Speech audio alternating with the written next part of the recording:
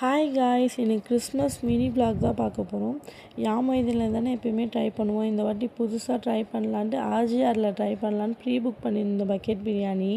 சரி வாங்கலான்னு போனால் அங்கே பெருசாக போச்சு காய்ஸ் லைன்.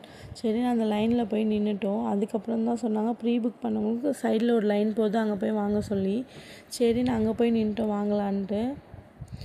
செம்ம கூட்டமாக இருந்துச்சு காய்ஸ். அந்த கூட்டத்தை தாண்டி எப்படியோ உள்ளே போயிட்டோம் நம்ம.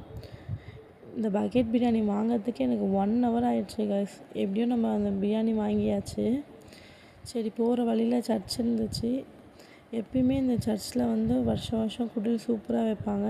இந்த வருஷமும் எப்படி வச்சுருக்காங்கன்னு சொல்லி பார்க்கலான்னு உள்ளே போயிருந்தோம்.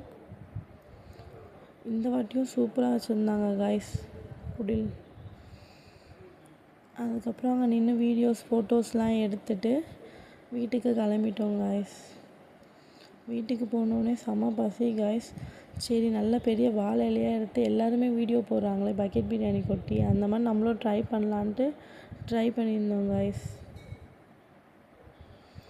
மைண்ட் வந்த பக்கெட் பிரியாணி ஓப்பன் பண்ணுறப்பே செம்ம ஸ்மெல் காய்ஸ். சுட சுட பிரியாணியை கொட்டி சாப்பிட்ற டேஸ்ட்டே தனி தான் காய்ஸ். ஃபேமிலியோடு சேர்ந்து வாழையில் போட்டு பிரியாணி சாப்பிட்ற சுகமே தனி தாங்க. எல்லோரும் ஒரு நாள் ஃபேமிலியோடு சேர்ந்து இந்த மாதிரி கூட்டாஞ்சோறு மாதிரி ஒன்றா உட்காந்து சாப்பிட்டு பாருங்கள் காய்ஸ். பிரியாணி சாப்பிட்லாமா?